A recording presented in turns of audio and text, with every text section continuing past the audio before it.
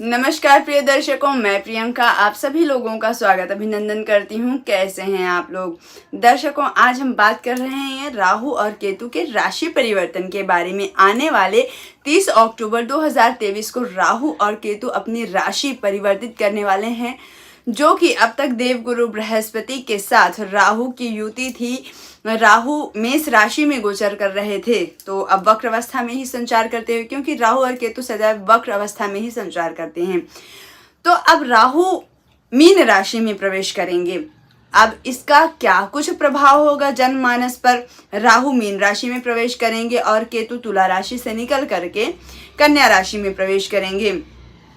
इनका क्या कुछ प्रभाव होगा, इसके बारे में हम जानेंगे। वर्ष 2023 से 18 महीने तक राहु और केतु का गोचर एक राशि में रहता है, और ये एक लंबा, शनि देव के बाद यदि हम बात करें तो एक लंबा समय राहु का होता है एक राशि में, तो इसका जनमानस के जीवन पर एक लंबे समय तक प्रभाव पड़ता है।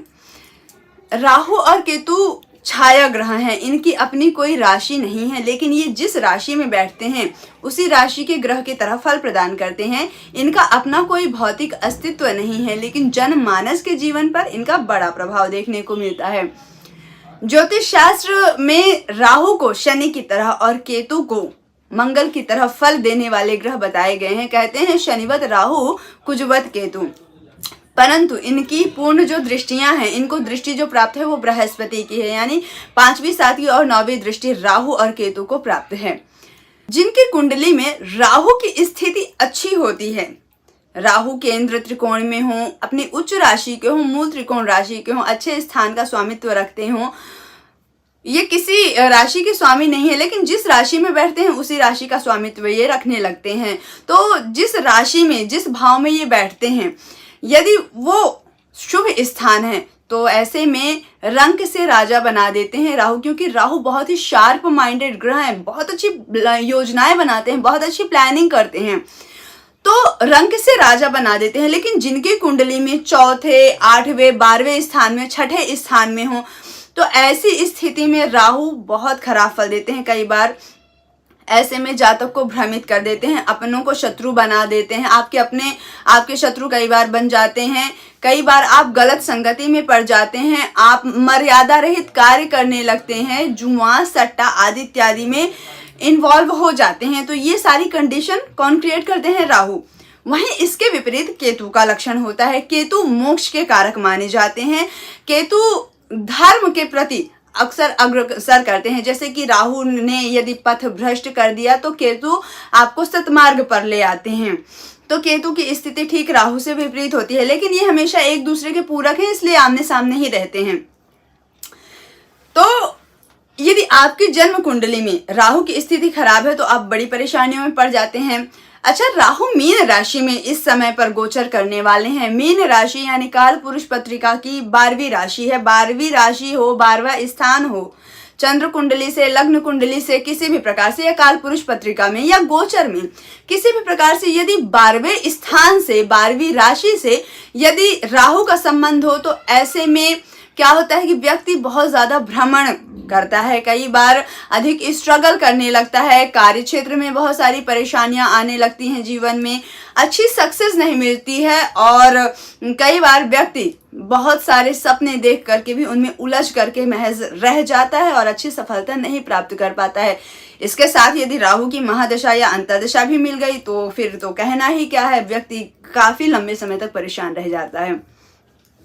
तो हम बात करते हैं कि राहु और केतु के राशि परिवर्तन का क्या कुछ प्रभाव पड़ने वाला है 12 राशियों पर। आगे बढ़ते हैं और बात करते हैं मीन राशि के जातकों की। तो आपके राशि में ही राहु का गोचर रहेगा।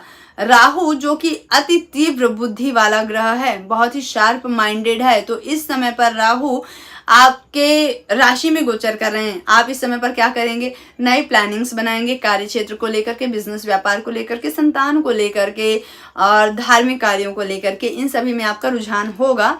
लेकिन प्लानिंग्स आपकी गलत हो सकती है। प्लानिंग्स के चलते आप कहीं ना कहीं मानसिक तनाव में पड़ सकते हैं और इस समय पर भ्रमता की स्थिति उत्पन्न हो सकती है। भ्रमता की स्थिति उत्पन्न होने से कई बार आप सेल्फिश भी हो सकते हैं, जिसके कारण आप अमर्यादित कार्य कर सकते हैं। तो इन चीज़ों से आपको बचाव करना है और ओवर कॉन्फिडेंट में नहीं आना है। जिससे किसी भी काम को आप खराब करें। तो इन चीज़ों से आपको बचना है। शार्प माइंडेड बनाते हैं राहु। इस समय पर आप जो भी बड़ी प्लानिंग करते हैं तो ओवर कॉन्फिडेंट में आकर के प्लानिंग्स खराब ना करें। राहु का प्रभाव पंचम स्थान पर रहेगा।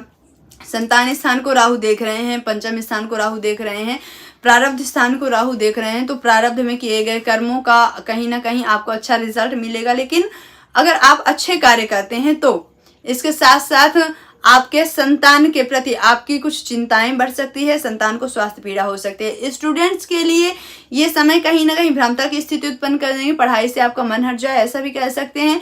गलत निर्णय आपसे हो सकता है जो कि राहु आपसे करवा सकता है।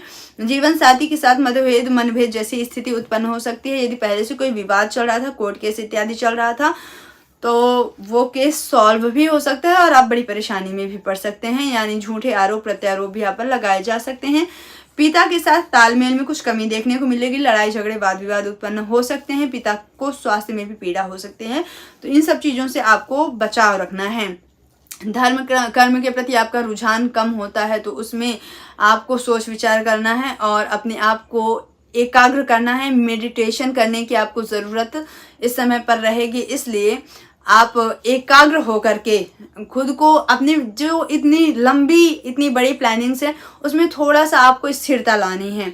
क्योंकि जो बहुत तेज़ी से भागते हैं वो बहुत ही तेज़ी से गिरते भी हैं, जिसकी चोट सिर्फ ज़्यादातर मुंह में लगती है। तो यानी कि कहीं मुंह दिखाने के काबिल इंसान नहीं रह जाता है। ये प्लानिंग्स का रिजल्ट होता है। ठीक इसके विपरीत केतु आपके सप्तम स्थान में गोचर करेंगे। सप्तम स्थान में केतु गोचर करने से आपके लाइफ पार्टनर के साथ यदि कोई लड़ाई झगड़े विवाद उत्पन्न हो रखे थे तो वो विवाद शांत होंगे। इसके साथ साथ आपके लाइफ पार्टनर का अच्छा सहयोग मिलेगा। बिजनेस व्यापार में अच्छा सपोर्ट मिलेगा, जिससे बिजनेस अच्छा ग्रोथ करेगा। पार्टनरशिप में यदि बिजनेस करते हैं तो वो बिजनेस आपका अच्छा रिजल्ट आपको दे सकता है। लाभ की अच्छी स्थिति को बनाएंगे केतु। लाभ में कोई कमी नहीं होगी। दिन प्रतिदिन आपकी आय बढ़ती रहेगी। दैनिक आय में वृद्धि होगी। और इस समय पर अगर आप काम कुछ ऐसे करते हैं जो कि समाज के लिए हो, सबके भले के लिए हो, तो उसमें आपका अच्छा मान सम्मान हो सकता है। आपका नाम बढ़ सकता है। छोटे भाई बहनों का, मित्रगणों का अच्छा सहयोग मिलेगा, जिससे मन प्रसन्न रहेगा। प्रतियोगी परीक्षाओं में अच्छा लाभ मिलेगा। किसी भी प्रतियोगिता में यदि आप भाग लेते हैं, कहीं पर भी आपकी बड़ी मीटिंग होने वाली है, इसमें अच्छी सक्सेस आप अचीव कर सकते हैं। तो ये कुछ खास फल हैं जो कि राहु और केतु के राशि परिवर्तन से मीन राशि के जातकों को प्राप्त होने वाले हैं। इसके अलावा अन्य 7 ग्रह हैं, इनका अपना अलग प्रभाव है। तो संपूर्ण फलादेश के लिए जन्मांक चक्र का अवलोकन करवाने के लिए आप स्क्रीन पर दिए गए नंबर पर कॉल करके हमसे संपर्क कर सकते हैं। दर्शकों, उपाय के तौर पर आपको इस 18 महीने के अंतराल में गणेश भगवान की आराधना करनी है, क्योंकि गणेश भगवान रिद्धि सिद्धि के दाता हैं। गणेश भगवान बुद्धि के दाता हैं। यदि आप गणेश भगवान की आराधना करते हैं तो आपकी बुद्धि भ्रमित नहीं होगी, गलत फहमियाँ क्रिएट नहीं होंगी, या अगर कुछ ऐसी कंडीशन हो भी जाती है तो आप उसको समझने में सक्षम होंगे। इन समस्त परेशानियों का जो एक नकारात्मक प्रभाव होगा, इससे बचाव के लिए भगवान शिव की आराधना करें, उपासना करें। आप भगवान शिव का अभिषेक करें, जलाभिषेक करें, दुग्धाभिषेक करें, पंचामृत अभिषेक करें, जिससे आप बड़ी परेशानियों से बच सकते हैं। और साथ ही प्रदोष काल में घी का दीप प्रज्वलित किया करें भगवान शिव के सम्मुख, जिससे आप किसी भी बड़ी परेशानियों से बचने में भगवान शिव आपकी बहुत ज़्यादा मदद करेंगे, आपको सभी परेशानियों से निकालेंगे। तो उपाय यदि आप साथ में करते हैं तो आप निश्चित तौर पर किसी भी परेशानी में पड़ने से बच सकते हैं। मिलते हैं अगले वीडियो में, तब तक के लिए प्यार भरा नमस्कार।